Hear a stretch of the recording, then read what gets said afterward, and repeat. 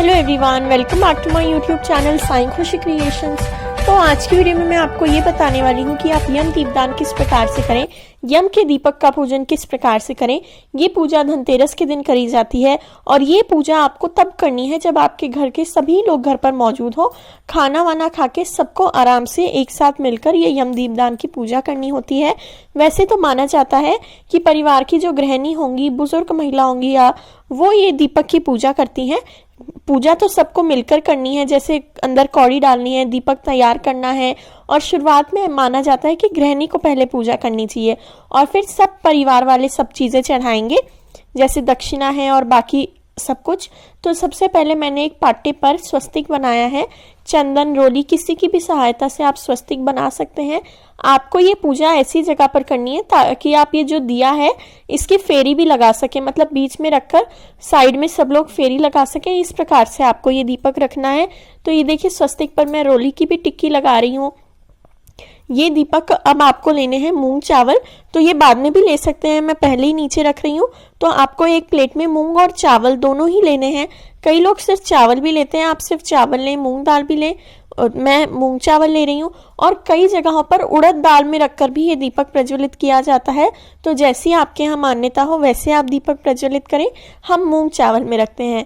इसके बाद जो हमारी प्लेट है उसके भी चारों तरफ मैं चंदन लगा रही हूँ, क्योंकि पूजा का कोई भी बर्तन हमें खाली उपयोग नहीं करना चाहिए। तो चंदन रोली अर्पित करने के बाद अब इसमें हम हमारा दीपक रखेंगे। अब दीपक भी सभी जगहों पर अलग अलग तरीके का रखा जाता है। चौमुखी दिया आप ले सकते हैं, इस प्रकार का गोल दीपक आप ले सकते हैं, जो नॉर्मल दिया आता है वो दिया भी आप ले सकते हैं, जो नॉर्मल दिए दिवाली पे हम प्रज्वलित करते हैं। कई लोगों के यहाँ आटे का दिया बनाया जाता है तो वो आप ले सकते हैं। अब इस दिए में हम 4 बाती लगाते हैं।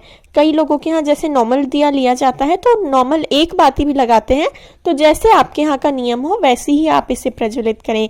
तो इस प्रकार से हमारा जो दिया है उसमें हम 4 बाती लगाएंगे। चौमुखी दिया अगर आप प्रज्वलित करते हो तो 2 बाती ना लगाएं, 4 बाती ही आपको लगानी है। इसके बाद इसके अंदर हमें भरना है सरसों का तेल। तो सरसों का तेल ही दिवाली की पूजा में इस्तेमाल होता है, तो सरसों का तेल मैंने लिया है। इसके बाद इसके अंदर डाली जाती है छेद करी हुई कौड़ी।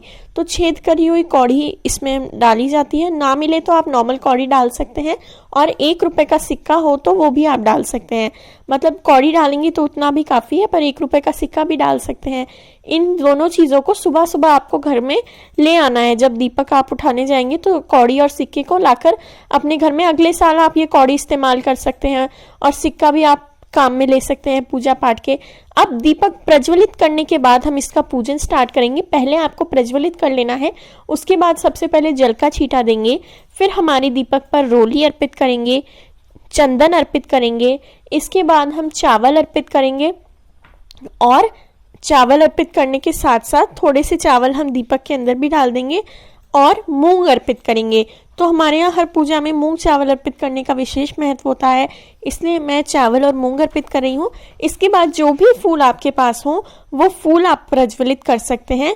तो ये पूजा जो है ये यमलोक दक्षिण साइड की तरफ माना जाता है, इसलिए दक्षिण तरफ की ओर मुख करके ही आपको ये यम दीपदान की पूजा करनी होती है।